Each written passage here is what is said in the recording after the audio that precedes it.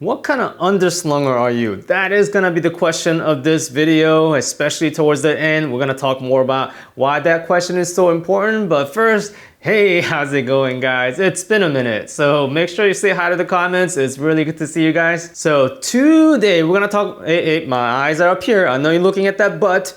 I'm gonna call this a butt. I don't know what else to call it. I mean, it's right above the gimbal leg, so it must be a butt, right? So this part right here it's weird. So there's a lot to talk about this part right here, but first, give you a little context. I had this gimbal for about a month now, so I've been testing it over maybe 4 different shoots, 2 of them being a full-length wedding that's been like 8 hours and 10 hours, and I use gimbal like throughout the whole day. So I have extensively used this gimbal, and this is not a paid review, so yeah, we're gonna talk about many things. And as usual, we're gonna talk about pros and cons being the limitations you should be aware of, and I'm gonna give you some solutions to work around those limitations. So let's start with the pros. So first pro being the quality of this gimbal. I know this is becoming a common theme for Zhiyun gimbals. Yeah, that's a really good change, and welcoming change that is. And the first quality improvement I will note is the axis lock. And if you guys know Weebill series, the whole entire series,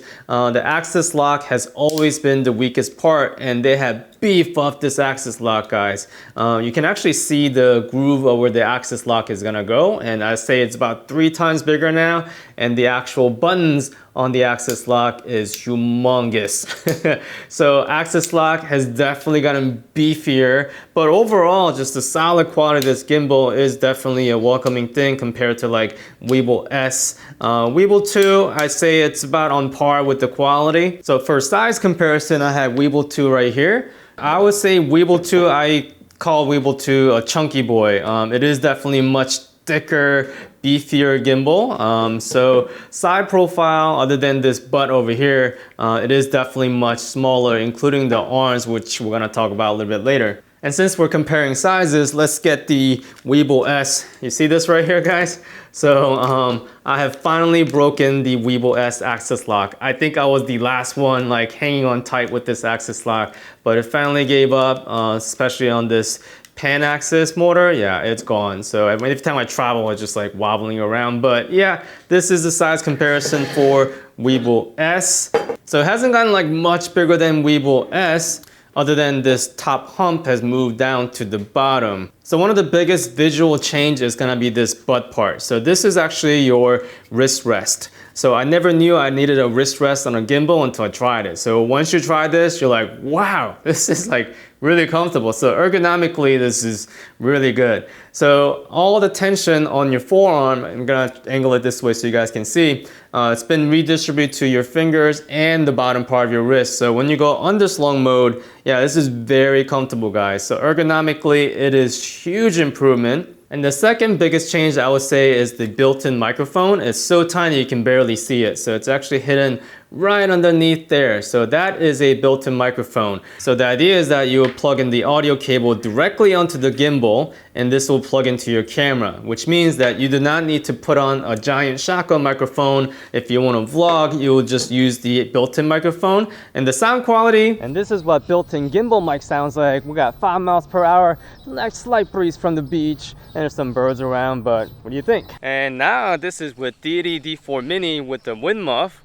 That's what it sounds like. And finally, this is the built-in camera mic from Sony a7 IV, so I'm terribly sorry for the sound quality. Not bad, right? I think it does a pretty good job like maintaining your voice level. You can kind of hear the ambience a little bit, definitely a lot less than like built-in microphone from the camera, but a little bit more than like a shotgun microphone. So there's some cons and pros to it, but the fact that it's so simple to use and you don't have to lug around extra equipment, that's a plus. Another added thing on this gimbal is gonna be this bicolor built-in LED light. So this LED light is gonna be 2600 to 5400 Kelvin bicolor LED light that's controllable directly from your gimbal. So this comes pretty clutch. For example, if you're doing a wedding and there's a sparkler exit and you need that little bit more oomph from the front, yeah, this light got you covered. There are also these color gels that are available for you, so you can change the colors on these LEDs. And of course, I can't forget about this little screwdriver nub that's included on the gimbal. This is a common thing on cages, but yeah, it's finally included on the gimbal now. So the theme of this gimbal is the gimbal that can do it all, right? And to follow that theme, there has has some super cool customization on the menu now finally for these buttons. So the trigger button no longer is just a solo single operational, like usually it's used for like pan follow mode or follow mode, right? So now you can reassign that to like something else. So if you're like wanting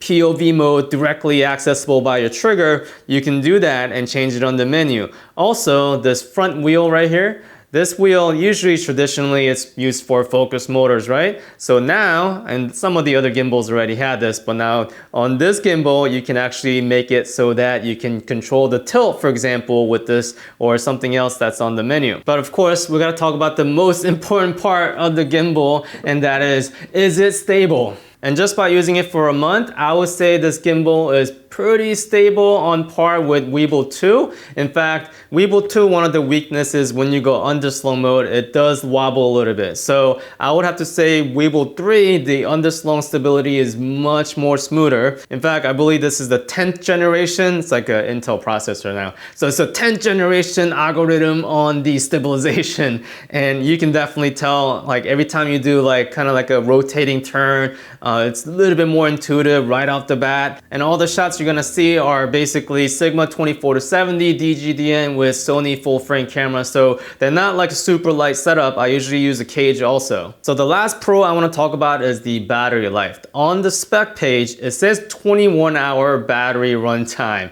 And that is insane. I actually didn't believe it. So I did try it out on a 10-hour wedding. If you guys didn't know, I'm a second shooter for Envu Films, and we had a 10-hour wedding recently, and I just ran it completely. I just didn't even turn it off the whole entire time. And it's funny because, and this is one of the cons that I'm gonna talk about, is that towards, I'd say about 6th to 7th hour, I had 1 bar of battery left. But that 1 bar of battery lasted the whole entire night. And when I actually came home, I was like, okay, I'm gonna try to like make this gimbal die on the battery. So I turned it on with the light on. I just ran it for like an hour, and I just couldn't kill this gimbal. So I would say it's really well enough to like film a whole entire day of film, whether that's a wedding or a full day of shoot. But okay, so we're gonna talk about some cons of this. So I think the anxiety level on that one last bar of battery, it hits differently when you have something that you can replace. So if you have a replaceable battery, that 1 bar battery might actually make you act differently and film more, I don't know, without fear of your gimbal dying. So I would love to see a gimbal like this with the at least replaceable whole entire handle as a battery, or I would love to see 18650 battery back. Like, we need that back. That was actually one of the advantages of Zhiyun gimbals, right? Having like really cheap replaceable batteries. So I will say that would be the first con. However, on the spec sheet, it does say that it does support PD quick charge, and you can charge the whole entire gimbal in 2 hours. So it's not bad. But the second con of this gimbal is gonna be, you know, I'm really passionate about quick release. So it's gonna be the quick release. So on Weebill 3, it ships with this Manfrotto quick release. So this is the base plate, but it also comes with the second quick release that basically goes on top of this. So you can mount your camera directly on here, and then you can lock it in. It's got a safety lock, so your gimbal, it just doesn't release your camera accidentally. So yeah, so you have to press this to take this out, which means that, yeah, you don't have to rebalance your gimbal when you put your camera back. However, I don't know about you guys, but many of us use Arca Swiss tripods. And this right here, this is a proprietary Zhiyun quick release plate. You can't mount this anywhere, right? So yes, you can unmount your camera, but I would need something like this. So luckily, Ulanzi make this quick release plate system. This is the Falcon F38. So this fits on all the Weebills, it fits Crane 2S. It's wonderful, guys. So this is an Arca Swiss, standard Arca Swiss, and quick release system, but it also has the lens support mount on the front for larger lenses. I actually have a video dedicated to this right here if you guys want to check out the details, but I would say if you get Weebill 3, this is probably going to be a must, because if you're like me and have a lot of Arca Swiss tripods and like all the quick release systems already, yeah, this ain't gonna work. So next con is gonna be the cradle space, aka the space that you have to fit your camera inside this quick release system. So that space is a little bit smaller than Weebill 2, and the problem with this is that when I have like 24-70 DGDN Sigma lens with Sony a7 IV or a7S III with the cage, it barely fits. In fact, when you have the flip out screen up, it's gonna hit the right side of the motor, which means that you can't add on anything else, right? So if you wanna like add in a focus motor, you're not gonna be able to balance this perfectly. So ideally, yes, there's no like official spec for like the payload on this yet, but I would say because my setup is about 1800 grams, anything heavier than that, you're gonna run into issues of not being able to balance correctly. So even though yes, the motor can support higher weight, yeah, I would say be careful with that weight limit, especially if you have a flip out screen. Zhiyun usually releases like a full list of compatible lenses and camera. So if they have it, I'm gonna link it in the description below, so check it out. All right, so next problem with this gimbal is gonna be this butt. I know we're gonna talk about this a lot. So this butt is great when you're going underslung and it's, that feels great. But if you're doing advanced rotating shots, so if you're doing a rotating shot, I like to twist my gimbal around a little bit to follow through. Problem with that is because this is actually touching your wrist, sometimes it kind of gets in the way and I don't do a very good job on the rotating shot. It's something that I'm definitely trying to get used to. So it's not impossible. In fact, you can turn this out and take it out, right? But I mean, you don't really have a lot of times just like, oh no, I'm gonna do a rotating shot, go ahead and take this off. So I leave it on there. But if you're doing a rotating shot, you just gotta make sure your wrist is like kind of out of the way, which I'm getting used to. So that's one con. Another problem with having this big butt is that you can't just like slide this into your backpack really easily. I mean, this is a pretty big profile sideways. Like you see guys? Yeah. So if you like to like stick this in your backpack, maybe it has a pocket on the side you like to stick to, or like even like front pocket. So you can't just like run and gun and stick this into a backpack easily. So that's one con, but I did forget to mention between the crack, I am able to put, I don't know if you guys can see it, Apple AirTag. It's a really good place for it to hide it. So no one really knows it until they actually take it and look. But yeah, that hides there really, really well. And speaking of like sliding this down your backpack to pack it, there is one more issue with this is that the joystick actually sticks out on the side. So if the slot is pretty small, this is gonna constantly hit it and you don't wanna break your joystick. So when I do travel via airplane, I do have to like unscrew this part out. Just like drone controller, this does come apart and you just can't lose this. Can you imagine traveling and losing that? So just keep that in mind when you travel via airplane and pack this into a tight space. And you probably noticed the whole entire thing is really ideal for right-handed people. So when you hold this, yeah, the joystick is right on your thumb on your right hand. Even the butt on the wrist rest, yeah, it's designed to actually do it on the right hand, right? So left hand, yeah, there's no space on here to support that. So what happens to left-handed filmmakers? So I think this would have been kind of cool if it was modular, right? So if you're able to like take this out and put it on the other side, that would have been cool. All right, so finally, we're gonna talk about the underslung mode of this gimbal. Underslung has been a big part of the Weebill series, guys. I mean, it kind of reinvented underslung. In fact, underslung, the term, I think kind of came from Zhiyun when they first introduced Weebill Labs. It was good. But now we have this. This is controversial, I think. So this can actually unscrew and fold down a little bit smaller. So let me mount this and show you guys. So it does take a little bit of time to mount it on there. So the idea behind this underslung is that they moved this from top of the gimbal to the bottom. You know what, let me just show you on Weebill S. So on Weebill S, we had, if you put the transmount quick release plate, I'm able to quickly undock that and put it on top and go underslung. So this was like my jam, right? So even during like really, really fast paced weddings, I'm able to do that and not miss a shot. And I gotten really used to it and I absolutely love it.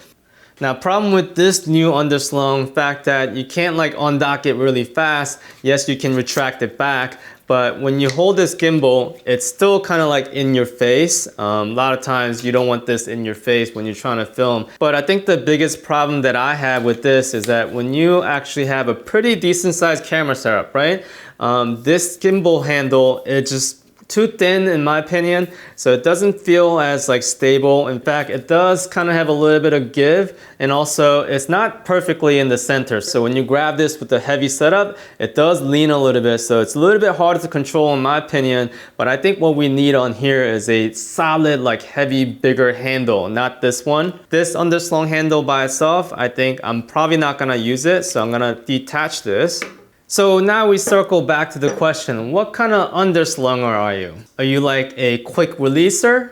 Or maybe you're a screw on top kind of guy or gal. Or maybe you're one of those people who just skip the underslung handle altogether and just drop down below. So let me know in the comments below what kind of underslunger are you, but I'm definitely a quick releaser kind of guy. I love to just slap that underslung quick release on top and just run, literally run. I love doing that kind of shot. So who is this gimbal really for? I would have to say ultimately this gimbal is really perfect for anyone who doesn't use the underslung handle. So if you like to just drop it down low for those low angle shots, yeah, this is very comfortable. Long as you don't have very big heavy setup and long as you don't travel a lot. Because yeah, packing this away is not as easy as some of the other gimbals. But I understand, there is an elephant in the room right now. I believe DJI is releasing their RS3, possibly RS3 on the same day as this gimbal coming out. So depending on when you're watching this video, I think the pricing is gonna be another big factor. But I do have a 5% permanent coupon code that doesn't expire from Zhiyun's official stores. So I'll put that in the description below as well. But ultimately, I'm gonna do a whole entire like gimbal comparison video.